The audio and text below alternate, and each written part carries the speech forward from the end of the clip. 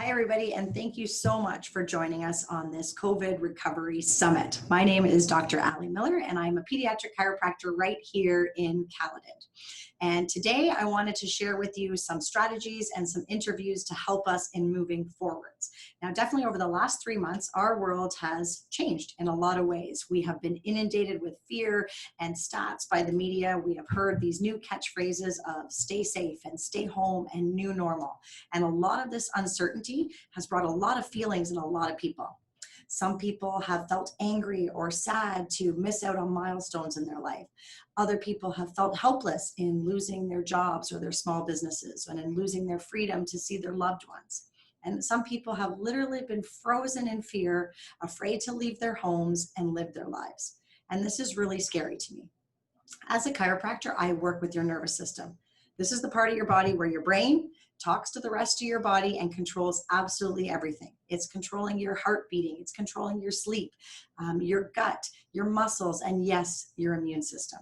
And when our nervous system gets stuck in fear, a branch of it called the sympathetic nervous system gets stuck on. This is our fight or flight response. This is innately in us to respond to danger, but it's only supposed to be on for short periods of time. But when it is on for long periods of time, of days and weeks and months or even years, then we start to experience health challenges because parts of our body just don't function properly. And I see this every day in the office. I saw this before COVID, and I'm definitely seeing it as we come out of COVID and the effects from people being stuck in this stress. So at the end of this summit, I am going to give you some action steps on how you can help yourself come out of this and recover. In our office, we do neurological scans that are safe, they're non-invasive, and they tell us how your body has built up this stress and where this stress is and how that is affecting your life and how it might be presenting you with some different health challenges. You see, chiropractic helps to calm your nervous system. It takes you out of that stress system so that you can function better in all areas of your life.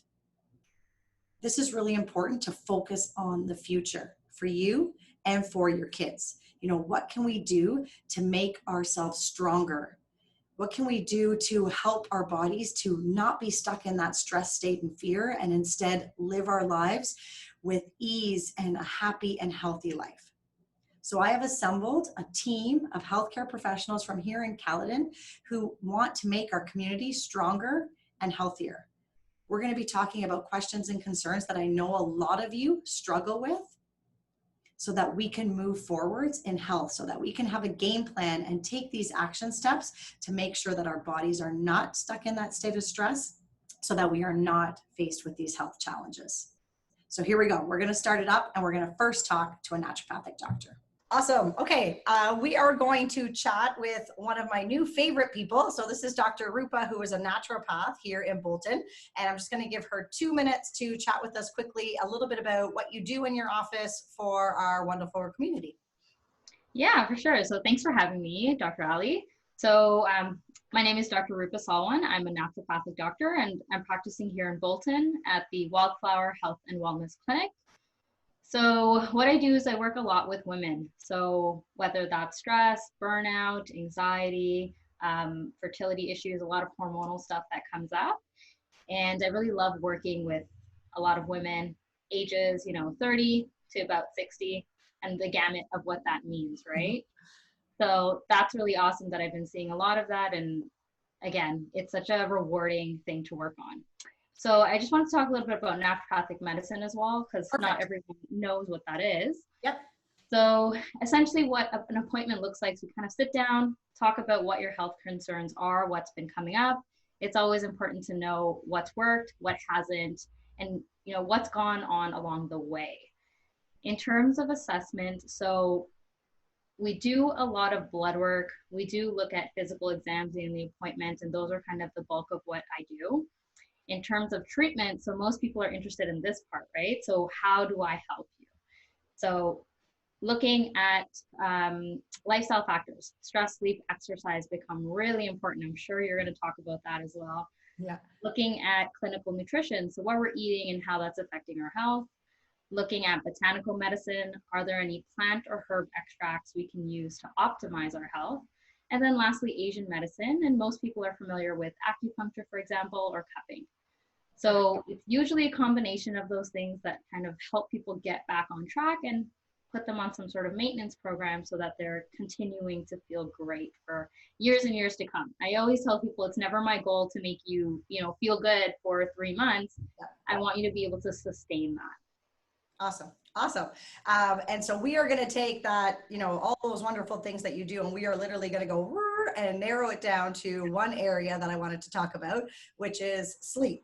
Because, a lot of people have a hard time sleeping generally. And then during times of stress, sleep, which is something that you really need during that time of stress, actually becomes more and more difficult. And obviously all of us, in the last 3 months during our quarantine new life have been having more stress. And so therefore sleep might be a bigger problem. So can you talk to us a little bit about what maybe good sleep hygiene looks like? I know there's not one magic thing, but what can people be doing that would help them get a better night's sleep? Yeah, for sure. And I'm glad you said that because it's a very interesting dynamic, right? Because stress impedes us from falling asleep or staying asleep, but then not having sleep actually adds stress on the body. So it's kind of like that vicious cycle there. So sleep hygiene, you mentioned it. I'm not sure if everyone knows what that is, but basically that's like the environmental cues or signals that our body and brain needs in order to fall asleep and stay asleep. So there's a lot that kind of gets added under that umbrella. So it can be exercise. You want to make sure you are exercising, but also not too late in the day because those like the adrenaline that gets pumping is going to inhibit your sleep as well. So exercise is great, but don't keep it, within 3 hours before bed. Okay. Screens. So this, I'm sure everyone knows. So laptops, tablets, phones, TVs, anything with that blue light can stop a component in our brain to make melatonin. And melatonin is our sleep hormone. So I usually tell people as much as you can, 1 to 2 hours before bed, take off all of your electronics. Some people are sensitive to blood sugar as well.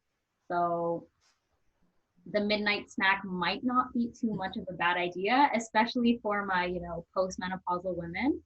I don't recommend it for everybody, but sometimes getting a little bit of a healthy fat, healthy protein in at nighttime can actually help to regulate your blood sugar at night so that you can stay asleep. And another big one there is, so keeping the bedroom as stress-free as possible. So the bedroom is just for sex and just for sleep. Nothing else should be happening in the bedroom. So if you're gonna have a fight with your partner, do it outside the bedroom. If you are, taking or doing some work from home, try to do that somewhere else in your house or in your home, and that way your brain associates going into your bedroom as a nice, calm, gentle place to be so that you can fall asleep, stay asleep. And then things like dimming the lights, making it nice and dark. Some people are more or less sensitive to light and sound, so trying to control those factors as much as you can. Temperature is a really big one. So I think 68 degrees Fahrenheit is where our body produces the best melatonin, which is really, it's a lot colder than people would imagine, but playing around with the heat setting so that you can gently fall into sleep and again, stay asleep, not experiencing the night sweats if that's something that's going on as well. Right.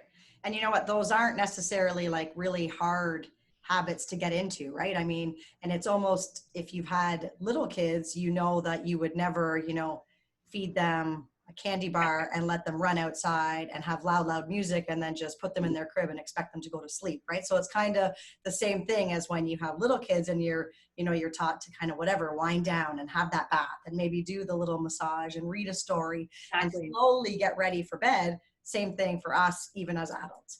Yeah, it's that evening routine, right? So exactly. That's perfect. Okay, so now let's say we've got the better routine, but we're still having a hard time. Is there, are there some kind of natural sleep aids that would help people to get a better night's sleep? Or, on the flip side, are there certain things that they should definitely not be consuming, you talked a little bit about, sugar or whatnot, but is there other things that they should not be consuming that also is going to negatively affect their sleep?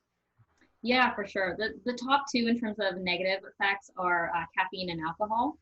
So, well, there are medications. Certain medications can impact your sleep as well, but we'll stick to those two. So with alcohol, a lot of people like having like a nightcap, right? Or you'll hear that, oh, I need a little bit just to fall asleep, right? And I can't fall asleep without it. And while I do respect that, you have to do what you have to do to get a good night's rest, you're not actually getting into those deeper layers of sleep. So we have sleep stages that our brain goes through in a night. So there's the light sleep, the deep sleep, and then the REM sleep. So our body does a cycle of that throughout the night, or 4 to 5 cycles of that throughout the night. And whenever we are consuming alcohol, your body doesn't go into the deeper levels of sleep. And people will say that they don't feel refreshed. Right. So while you're going to bed earlier, or you're able to fall asleep because it makes you drowsy, you're not actually getting that deep sleep that your body really needs in order to maintain, repair, keep you refreshed, keep you kind of thinking clearly. So alcohol, definitely a no-no before bed. Right. And so caffeine, a lot of people aren't great at metabolizing caffeine. The average is about 8 hours for it to get out of your bloodstream. So if you imagine some people are having, 2 to 3 cups of coffee a day, and maybe the last one is around 3 o'clock, then by the time they try to go to bed at, 9, 10, their caffeine is still in their body. And depending on how sensitive they are, that can really impede sleep. So that's definitely a couple of things to consider there. Yeah, and those are big ones that people, might not be realizing are so negatively affecting them. Exactly. So I usually try to keep your caffeine before 12. Perfect. And what about what natural things can they use to actually get better sleep? So there's a real big range of things that can really help. I would say the gentlest thing to do and not so much side effects and pretty good for all round is a nice magnesium supplement. Okay. So magnesium is really good at relaxing your muscles, really good at helping your bowel movements, really good at helping you to get into sleep. Okay. And there are different forms and dosages of magnesium, so always consult with your practitioner and make sure it's the right thing for you. But magnesium is really good. There are a lot of amazing herbs and botanical extracts that can help. So I'm sure you've gone down, the grocery foods aisle and you've seen things like chamomile, valerian, maybe even passion flower. So those are some herbs that help with sleep. There's a lot of good studies that show that it can help not only help you get to bed sooner, but stay asleep. With herbs, it's always interesting because some people, you need to find the right dosage, right? You need to find, do teas work better, or do pills work better, or do extracts work better? And does this herb work better for you, or does that herb work better for you? So it's we always have to figure that out and to see which one is the best option in terms of not making you feel extra drowsy or anything like that. And the other main supplement that I'm sure you've heard of, melatonin. Right. So our body naturally makes melatonin, but we can also take melatonin in capsule form or tablet form. And that can kind of help boost your own body's production of melatonin so that you have that signal to go into sleep. Yeah. Perfect. Yeah. Awesome. And what would you say that you see more of? Do more women or more people struggle with falling asleep or with kind of staying asleep all night? And then are there different strategies depending on those two scenarios? Yeah, for sure. I would say I get more people who have, they're able to fall asleep, but they're not staying asleep. So that they're waking up because they need to use the washroom, or they're waking up because they have a cute little toddler who wants a little bit of attention at night, or they, they're kind of, their mind just starts racing, right? Or they're getting a hot flash, or there's so many reasons that our sleep can be disrupted, right? And if we can create that sleep hygiene that we talked about earlier, then we can kind of control those factors a little bit more. But sometimes our body is just waking us up at night, and we have to figure out, why that might be the case, right? Is that our mind racing? Is that something biological happening, physiological happening? Is it our hormones are out of whack? So I think the people who are having the issue falling asleep have to do more of that sleep hygiene type stuff, creating the environment. Whereas the people who are waking up at night, they need a little bit more support when it comes to staying asleep and maybe working on some stress hormones and such. Yeah. Awesome. And I mean, obviously, the good night's sleep is going to set a pretty big standard for how the rest of their next day goes, right? And I mean, obviously, when we're tired and not sleeping well, there's going to be all kinds of other, either health challenges or life challenges that happen when we're not sleeping well. So this has been awesome. This has been great to kind of just give us a little bit of a insight on what can help maybe get that better sleep. Is there anything we've missed kind of regarding sleep that you want to share? Yeah, one thing that I actually heard pretty recently that kind of blew my mind was that sleep deprivation is described, or one of the classifications is 5 hours or less. Wow. How many patients have you been seeing that have, 4 hours, 5 hours, right? So that was, especially busy moms, right? Yeah. So, or not busy moms, but moms of young toddlers who just kind of interrupt their sleep or things happen, right? So less than 5 hours, that kind of blew me away. And even that has so many just cognitive effects, right? Like you just can't think clearly.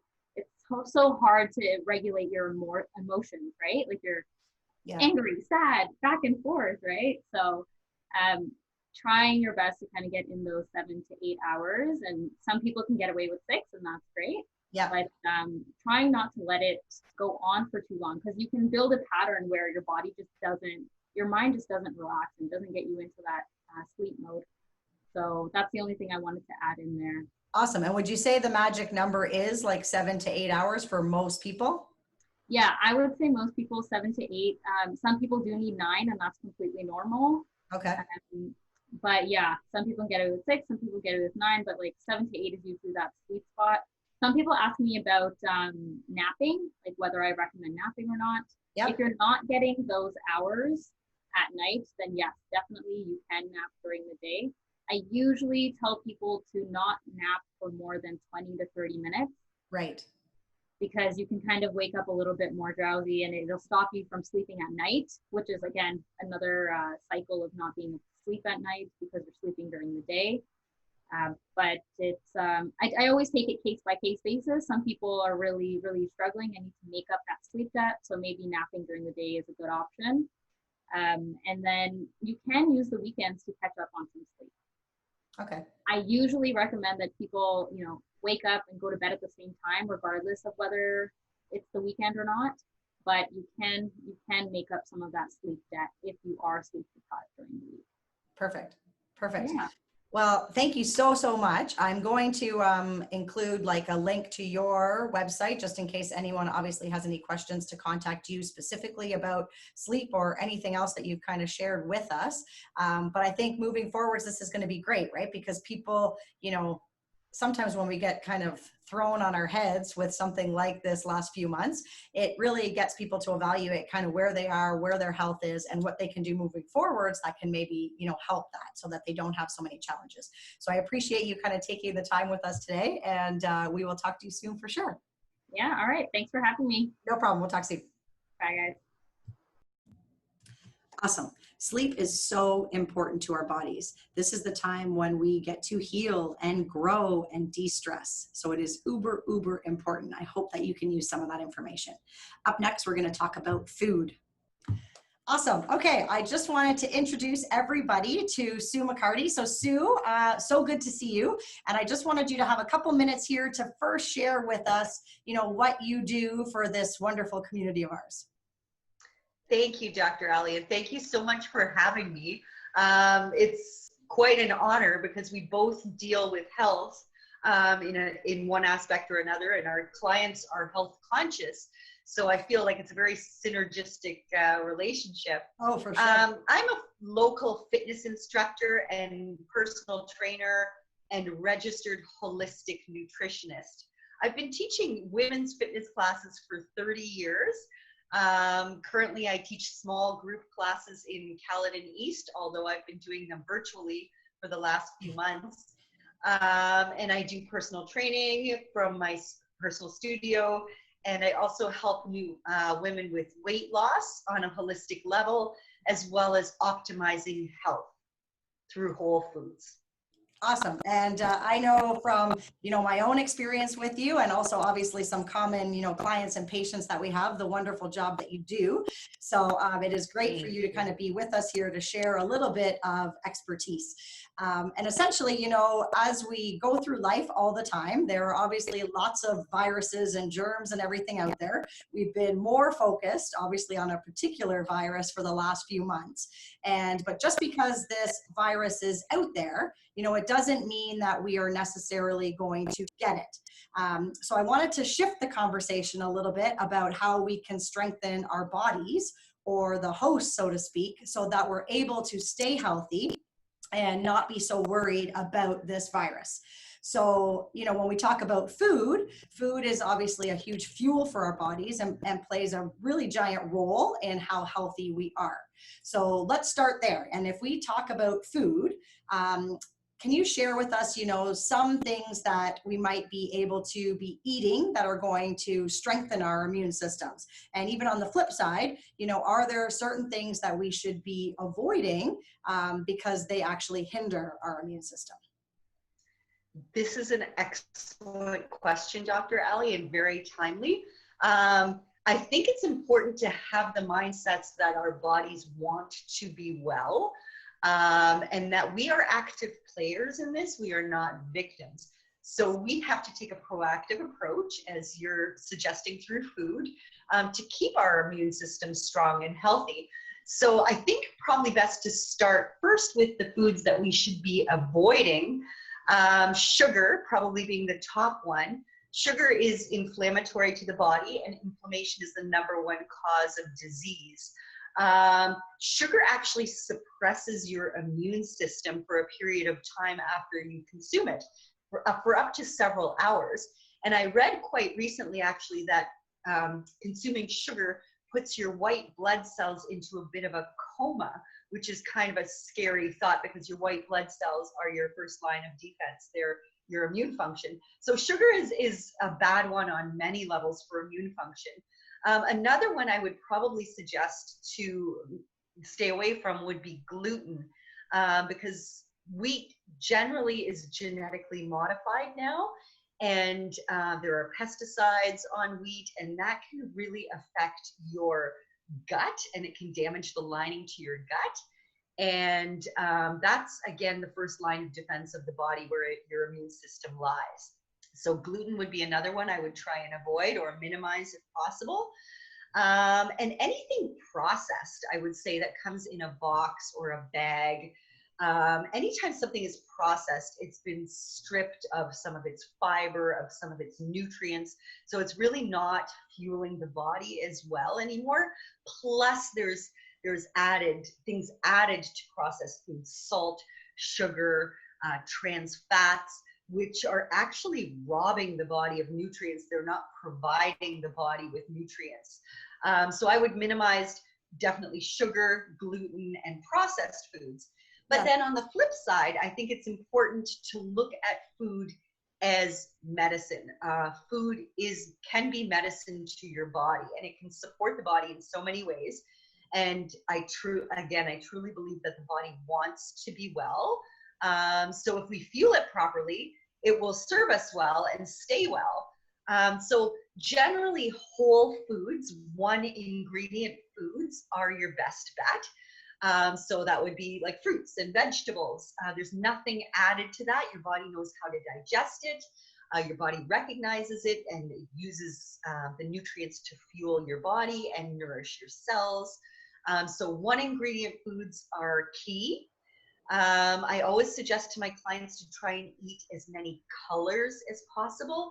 I'm sure most of you have heard the expression, eat the colors of the rainbow. Right. And that's very true, because every color represents a different nutrient. For example, orange contains a lot of vitamin A, which is great for your eyesight. And your greens, salads, broccoli contain a lot of vitamin C and K. So we really want to optimize that and eat as many colors as you can every single day so you get a variety of nutrients. To be a little bit more specific to your immune system, foods high in vitamin C are excellent for immune system. So that would be citrus fruits, kiwi, strawberries, red peppers, broccoli, lots of greens. Those are very, very high in vitamin C, which will boost your immune function.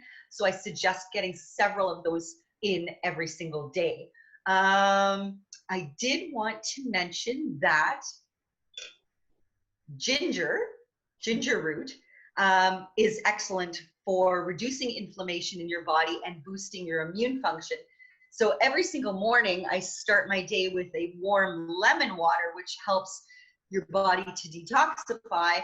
And then I cut a good chunk of ginger and put that into my water as well to reduce overall inflammation and boost immunity. So I typically do this mostly in the winter time, but I've just carried on and I'm still doing it now because I want to keep my immune system high. So ginger is very good for your immune function, as is garlic specifically. So if you add garlic to your soups, to your stews, to your salad dressings, you can season your foods with it. Garlic is also really, really good at strengthening your immune function and fighting off infection. So those would be a few specific ones that I would recommend. Let me see if I forgot anything.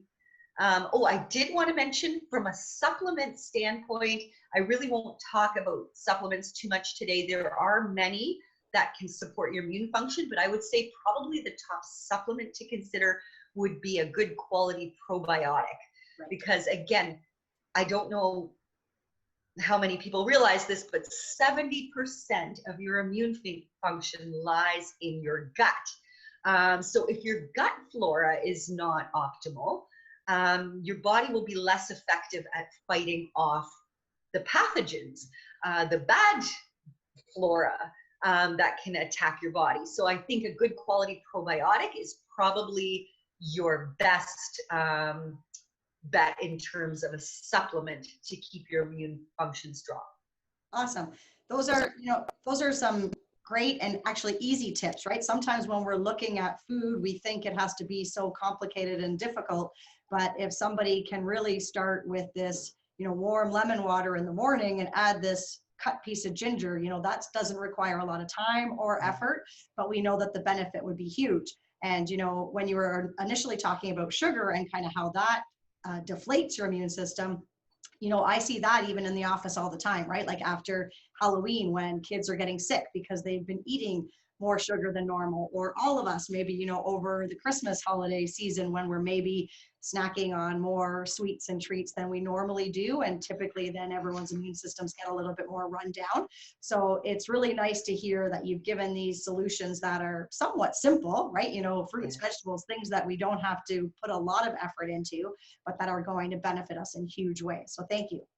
You're very welcome. Perfect. And when we talk generally about, changing our habits around food, obviously everybody is unique, right? And they kind of need something that's going to work for their body or their, health conditions if they have them, or just something that fits into their lifestyle, because obviously we want them to be able to make these changes for a lifetime, right? It's all about consistency and kind of doing it over and over and over again.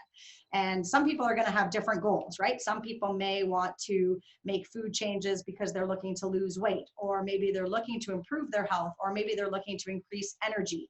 I know in chatting with you in the past, those are probably three of the big ones that people would be asking you questions about. So I would agree. So can you maybe address those three scenarios and maybe, a couple of things that might be key in each of those goals in losing? I would be happy to. And those are probably the questions that I get asked most. A lot of people come to me for weight loss, but people are just looking in general to optimize their health, which is great. Their overall health. Yes. And to improve energy. A lot of people are tired and stressed, and that can really affect your body. So I would say, I'll first address maybe improving overall health and energy and increasing energy. So again, I would reiterate that whole foods are the best bet here. They are really going to provide your body with vitamins, minerals, antioxidants. Your body is going to digest them well and nourish your cells well. So again, whole foods is definitely the way to go. I think in terms of boosting energy, one key is to keep your blood sugar balanced. I think if you have a diet that's high in a lot of simple carbohydrates or sugar, you get a quick spike in energy after you eat them, and you feel really energized for a short period, and then you crash within, and we've all been there, Right. within 30 to 45 minutes, all that energy is used up and you feel pretty lousy. So often people will again reach for another simple carbohydrate or sugar to bring their energy back up again. And this can very much become a vicious cycle that you're going through the day with your highs and lows in energy. So I think in terms of optimizing energy and overall health, it's best to balance your blood sugar. And how best to do this is to eat smaller meals every 3 to 4 hours. And when you eat, combine a protein with a fiber and a fat. And what that's going to do is slow the energy release over the 3 to 4 hours. So you're not getting this sudden spike in energy, you're getting just a slow release of nutrients and energy into the body. So you feel much more stable, you have steady energy all day versus like highs and lows throughout your day. So I think balancing blood sugar is key. Again, eating whole foods so your body is really being nourished on a cellular level is key for overall health. Next, I'll just talk very briefly about weight loss. Much of these same principles apply. I would definitely, again, recommend whole foods, recommend balancing blood sugar. I did forget to mention, sorry, in the optimal health category, water is key. You want to be drinking 10 to 12 glasses of water per day. Everybody should be doing this. And you should actually have more if it's hot, like it has been the last few days, or more if you're exercising. So aim for 10 to 12 glasses of water per day. And same under the weight loss scenario, balance your blood sugar, eat whole foods. But in the weight loss scenario, the portions of things become much more important. And being aware of how many calories your body actually requires on a daily basis to function optimally. And then you want to create a slight deficit from this. I usually work with a 500 calorie per day deficit, which from food alone would equate to about 1 pound weight loss per week. But you really do need to know your baseline of how many calories your body is burning on a day, how many calories your body requires on a day, and then you can substitute 500 calories from that. Being very conscious of portions, because I think those are often overestimated. I think people sometimes think their portions are in check, and they're actually not. So again, weight loss, I would say balance your blood sugar, whole foods, and then just the calories become more important. So creating a deficit and just really watching portion size. Awesome. Well, now that you brought up portion size, let's actually talk about that, right? Because I think a lot of us probably, have an idea of maybe, how big our protein should be on our plate or how many vegetables we're supposed to eat in a day. But if you could, again, make it simple for everybody, if I'm looking down at my plate of food, what should it look like? Like if we literally had to do that old school, pie graph and say, this is how much vegetables you should have, and this is how many grains, or if we're eating grains or any of that, what can you share with us about the actual plate or portion? I'm so glad you asked this question, because I think there's a lot of misconception out there about portion sizes. So as a holistic nutritionist, I'm just going to break down some foods into different categories, and give you an idea of exactly what a portion is. But as you say, if you're looking at a plate as a pie graph, your optimal plate is going to be a quarter of the plate being your protein, lean protein. A quarter of the plate is going to be carbohydrate-rich food. And then half of that plate is going to be non-starchy vegetables. And I'll explain the difference between starchy and non-starchy vegetables. So the first category I'll discuss is non-starchy vegetables. So these are, gosh, now I'm drawing blank, salad greens, peppers, cucumbers, green beans, broccoli, kale. All of these vegetables are very high water content, very low in calories, but they're high in vitamins, minerals, antioxidants. So they're really fueling the body. So we can almost eat unlimited amounts of non-starchy vegetables per day because your body loves them, it needs them. Your serving size for these is 1 cup raw, or if they're cooked, sometimes they shrink down. So if it's like a sauteed spinach or kale, it's going to be half a cup. But 1 cup of salad greens, 1 cup of broccoli, 1 cup of green beans, that's your go-to serving size for non-starchy vegetables. Now, I did mention starchy vegetables. So there, again, are some misconceptions here. So these vegetables are potatoes, sweet potatoes, carrots, corn, non-genetically modified, non-GMO corn, green peas, squash, with the exception of summer squash or spaghetti squash, and beets. I think I named them all. So these vegetables are a little bit higher in sugars. So your body will actually recognize them as carbohydrates. So I look at these as my quarter plate carbohydrate. And I find as you age, these should be your go-to more than pasta, rice, like more grain-based carbohydrates. They're very high in nutrients, vitamins, minerals, antioxidants, and I believe your body digests and absorbs the nutrients better as you age. So use those starchy vegetables as your carbohydrates, as that quarter plate for optimal health.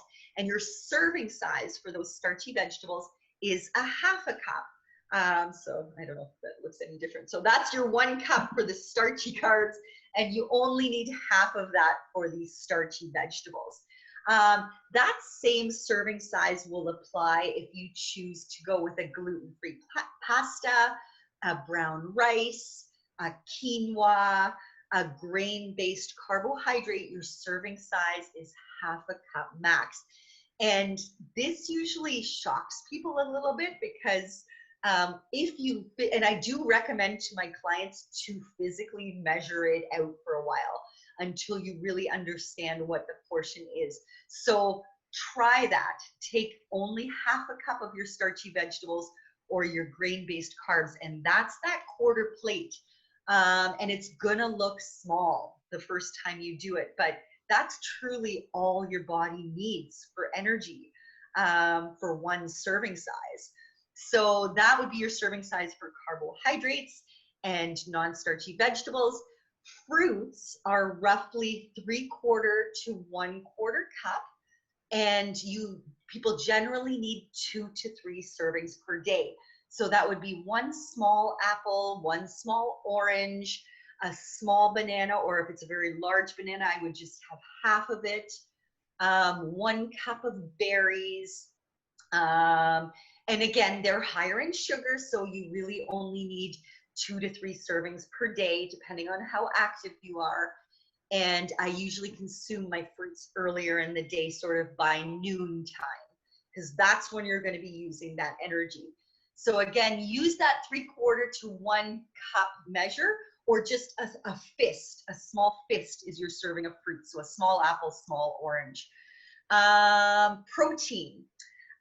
Protein is approximately 4 ounces for one serving size. And I didn't realize this when I started holistic nutrition, but they always talk about the palm of your hand as your serving size. And I thought it was the whole palm, but it's actually the palm without the knuckle. So that is 4 ounces. So it's much smaller than you think. Another way, if you have a kitchen scale, that can be very helpful, but it's also the size of a deck of cards. So really, that's not very much. That's your 4 ounce serving of chicken, pork, you know, that your lean protein. So that's 4 ounces of lean protein.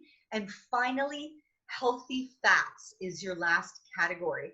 And these are very important for your body. Your body needs them on a cellular level. The cell membrane is made up of fat. We need it for our skin, our hair, our nails, our brain function, our hormones. Healthy fats are very important, but they are also very calorie dense. So the serving size is small. Your serving size is usually 1 to 2 teaspoons. So if you're consuming an oil, let's say extra virgin olive oil or avocado oil, your serving size is 1 teaspoon. If you're having a nut butter, almond butter, cashew butter, it's about 1.5 teaspoons is one serving size.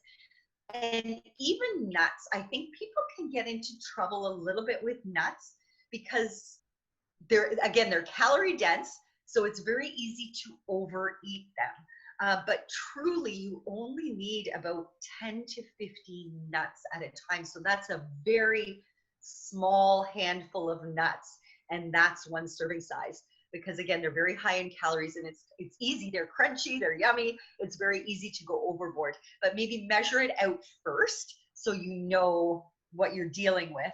And finally, seeds. If you're having hemp, or sorry, not hemp, that actually counts as a protein, but chia seeds, flax meal, pepitas, pumpkin seeds, sesame seeds, your serving size is 1 tablespoon. So that's a little bit bigger than the teaspoon from before. But those are the actual serving sizes for all the different food groups.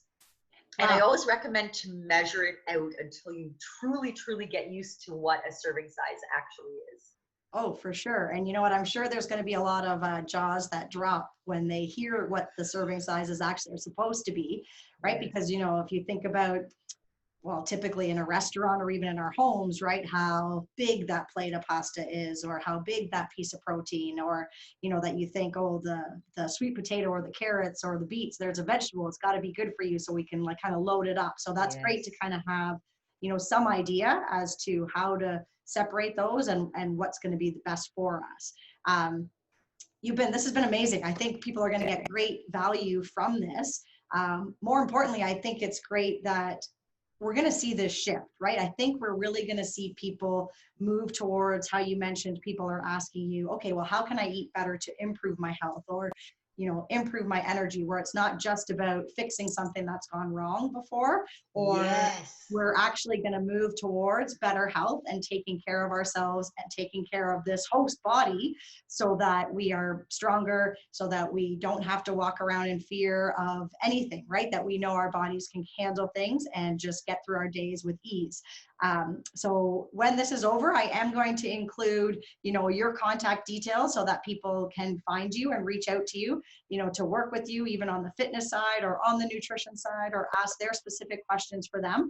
But I really, really appreciate, Sue, that you took this time to kind of share with us to help all these people in our community recover from this, and more importantly, move forwards and actually thrive. Thank you so much for having me, Dr. Ali. And just to reiterate, I really think it's important to have that mindset that we are active players in our own health. We are not victims.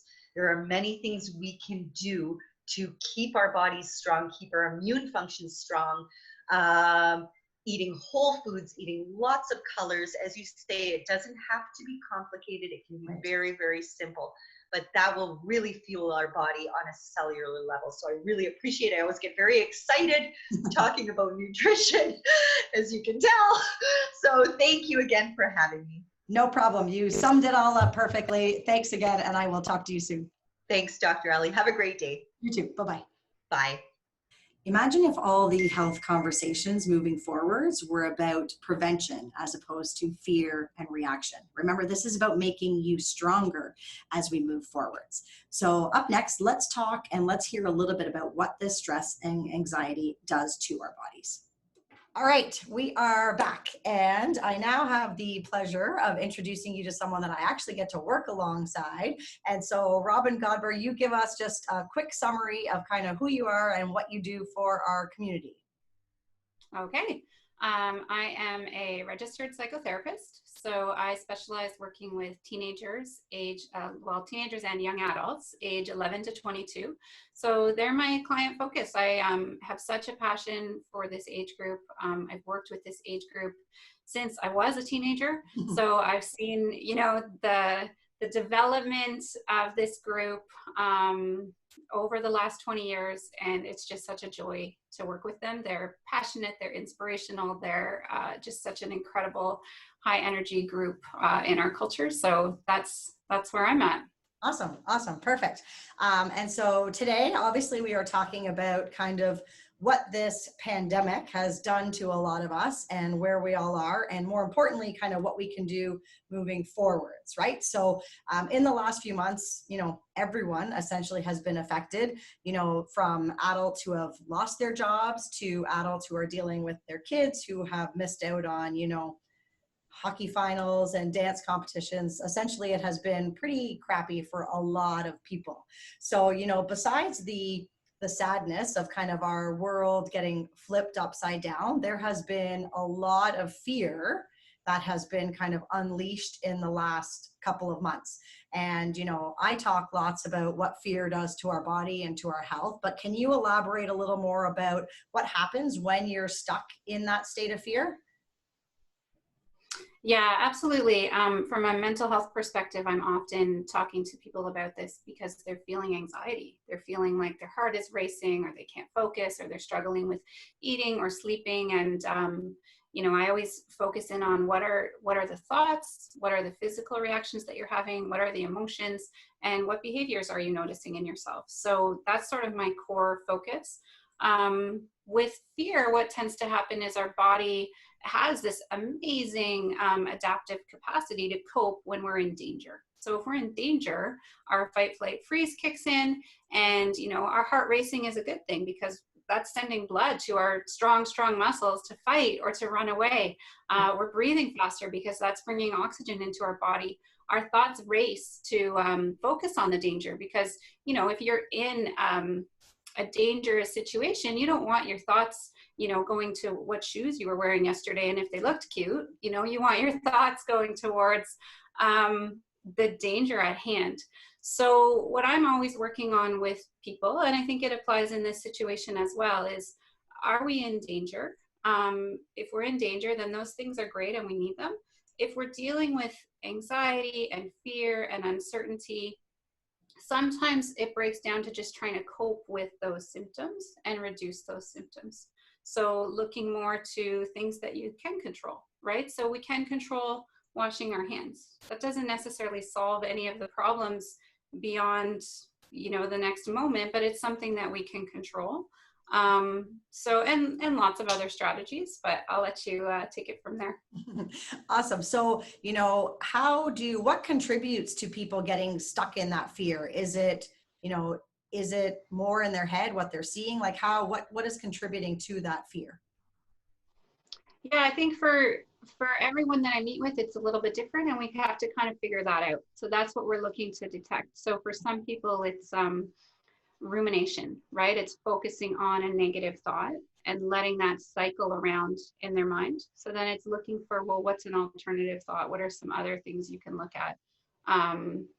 For other people, it's behavioral choices. It's feeling despair and putting their head under the pillow and deciding not to get out of bed.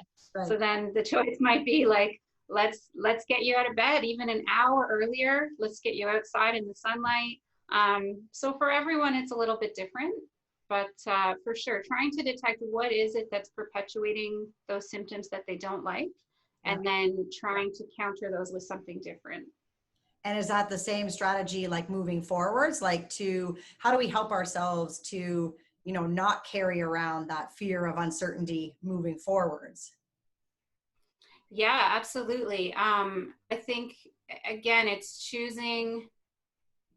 understanding what our triggers are. So what triggers fear in ourselves, and then choosing the things that help us cope with that trigger. So for every person, that's going to be different. Right. If watching the news, if you notice after you watch the news that you feel anxious, maybe manage how often you're watching the news, right? If a certain person's conversation and the things they bring up and what they talk about causes me to feel anxious, then maybe I want to, not that we're cutting off our friends or anything like that, but I want to be careful about, okay, before I talk to that person, maybe I'm going to go out for a walk first, or I'm going to talk to them 4 times a week instead of 7 times a week, right? Like, and again, it's so personal to each person. Yeah. But in general, yeah.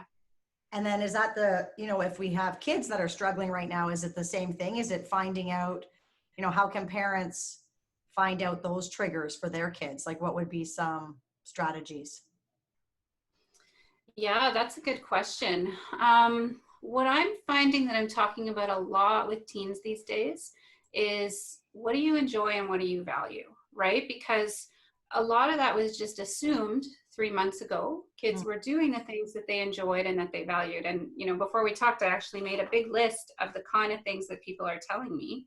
So, milestones are important to people, helping other people. Some people are adventurous, they like novelty, they like accomplishments or challenges. Some people like beauty or solitude. Some people are into fitness. Some people, it's all about family. Some people enjoy a slow pace. Some people enjoy leadership opportunities. Some people just want everybody to get along and agree with each other, right? So, and this can go on and on and on and on.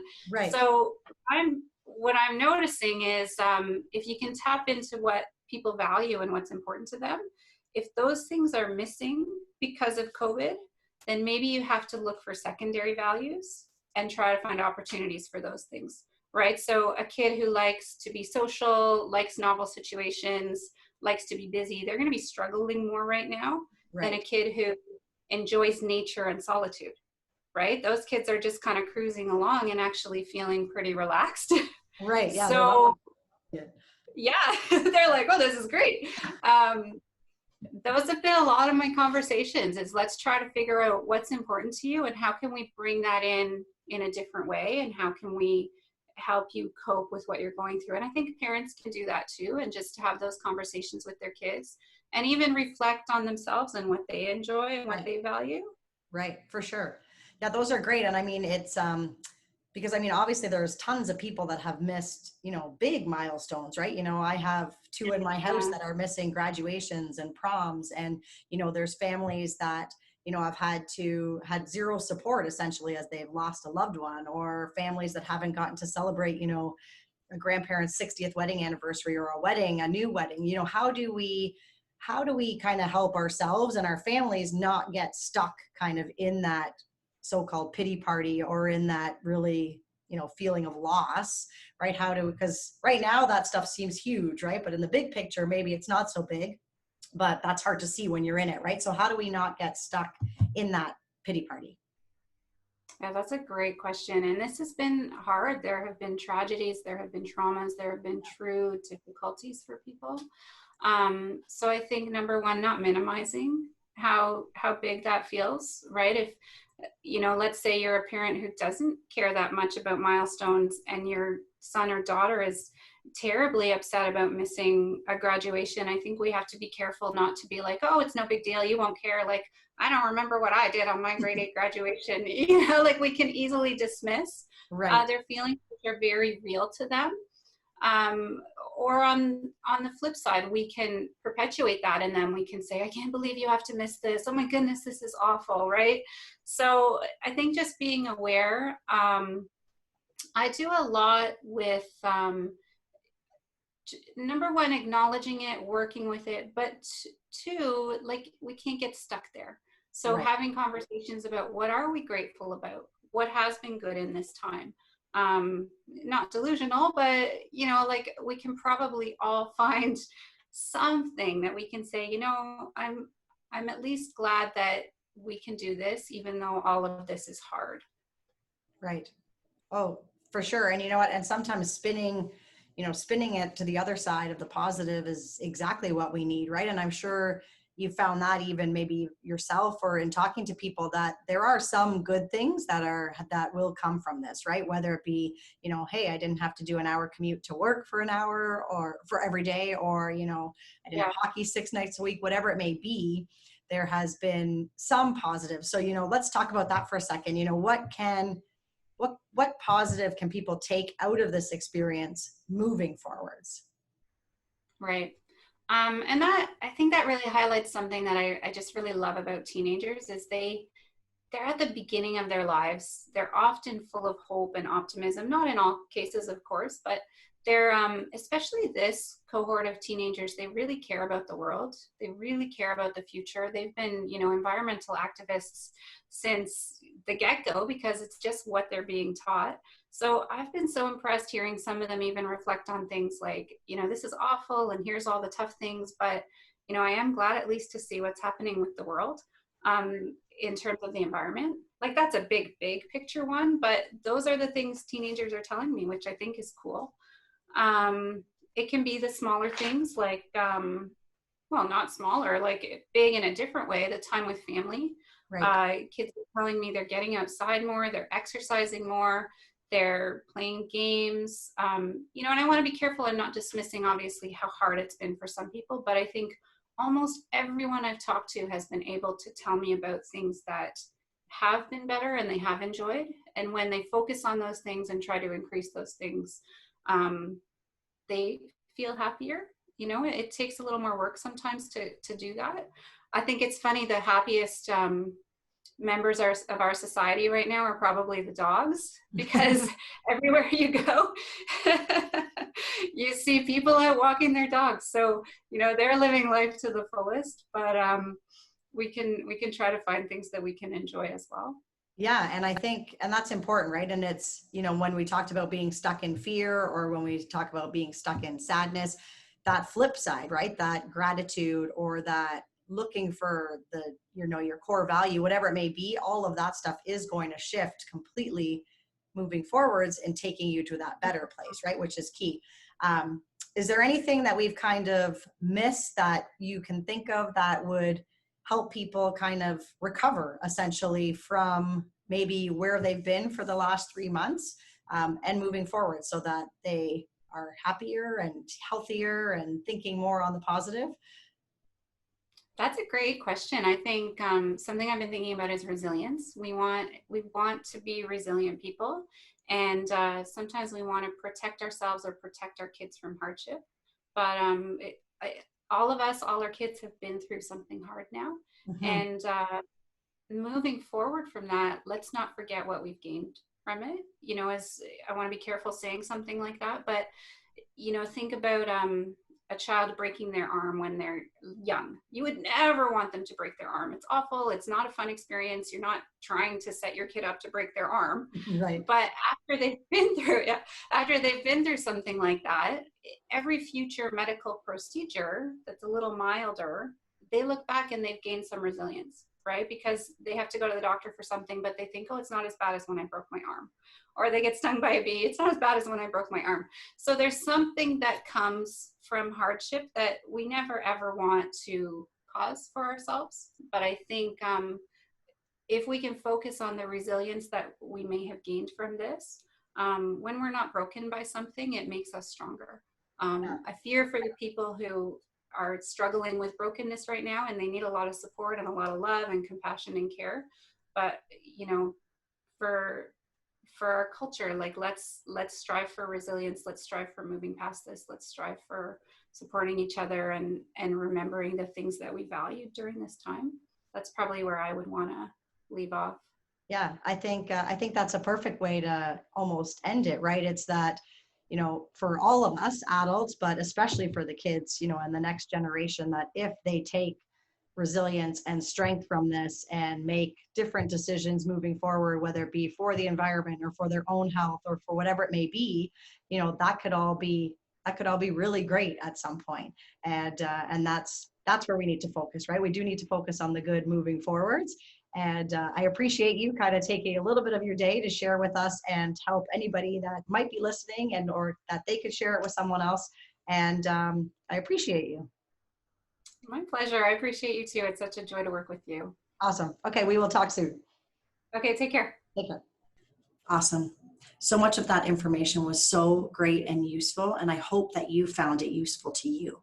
You know, I have these conversations in the office so often. I know that there are so many moms and dads who are struggling and who are stuck in that stress state, and it is affecting their lives. It is affecting their health. You know, they have trouble sleeping, or they're losing patience with their kids, or they just have zero energy to find time for exercise. I know that there are a lot of kids struggling who are getting sick all the time because their immune systems are weak, or they're having a hard time coping because the anxiety is just too much. So this is my mission, to let you know that we are here to help you. You are not alone. Recovery from this last 3 months is not easy, but it is necessary. It just takes some action. We are offering significant reductions in price on our exams and our scans in the office to be able to help you. All you need to do is reach out, send us a message, tell us you watched this summit and that you are ready to thrive. Medicine may save your life, but chiropractic is going to help you thrive. Let's focus on the future. Please reach out. Thank you.